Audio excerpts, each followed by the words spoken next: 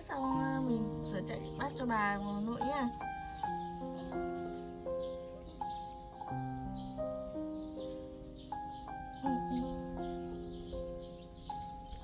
Nó uống sữa rồi. Nó uống sữa xong rồi đi sửa chạy bát cho bà này. Bà học uống hết rồi.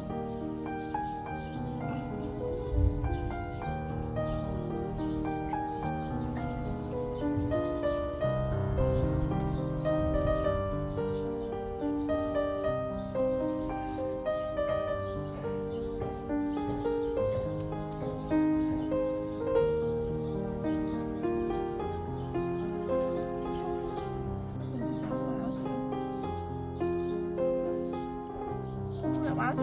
Phải uống sữa chứ. Uống hết bình thường.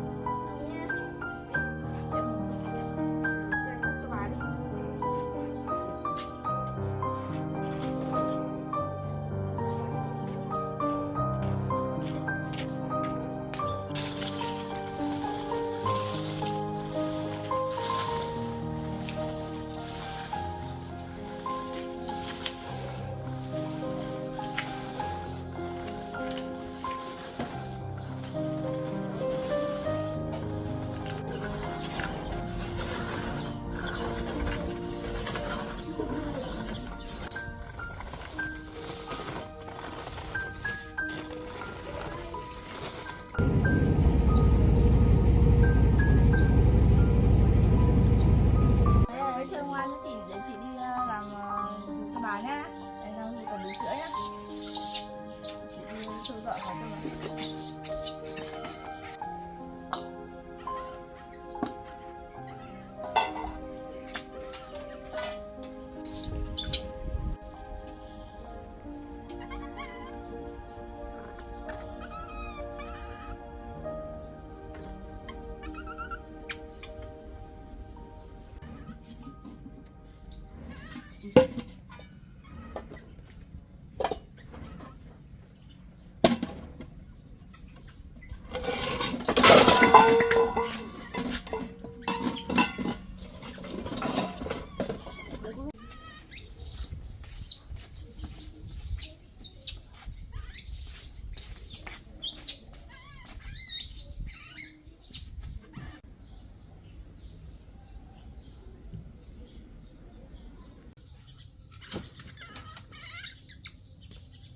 Nó buồn ngủ à?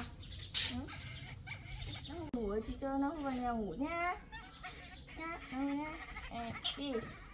Bé nó không vào nhà ngủ đó. Rồi chị sợ.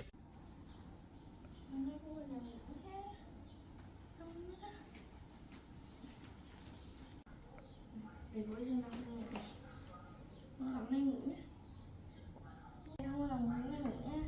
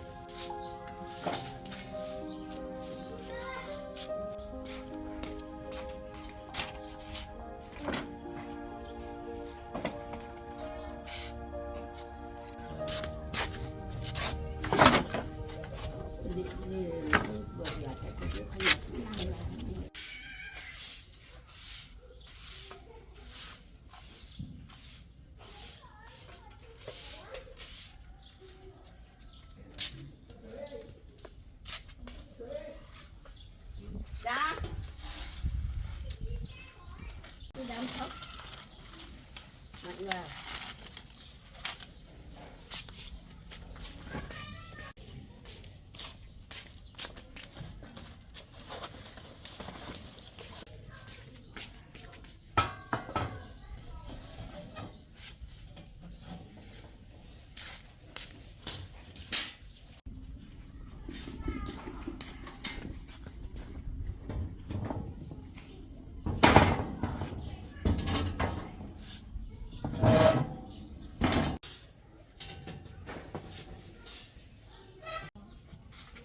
Hai quả dưa đấy nhằm đặt ở đây thì mà mấy hôm bạn không ra được.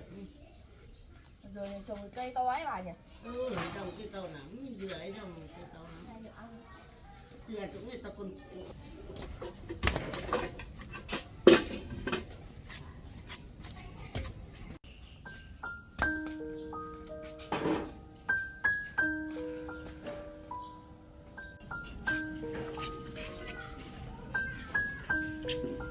bé bằng bé cho đến cái này thì khi tôi mua nào của đất thì Thế là lúc cô để cái gì cái là vợ chồng cô ấy bỏ đấy bỏ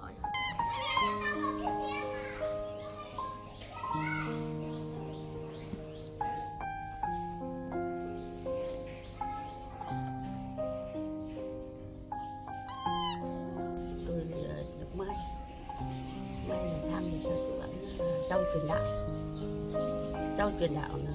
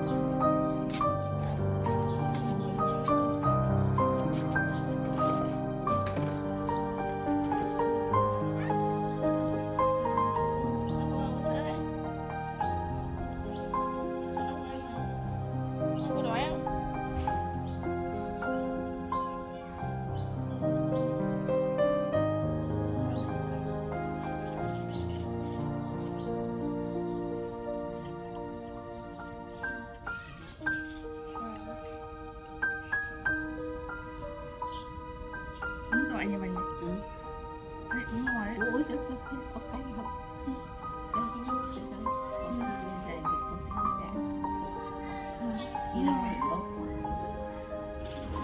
quần con hóng Trong miệng nó không nhá. Toàn miệng sữa, toàn sữa. Đấy, cho nó chế này. Thèm. Ôi. Đây, nó không cầm miếng sữa.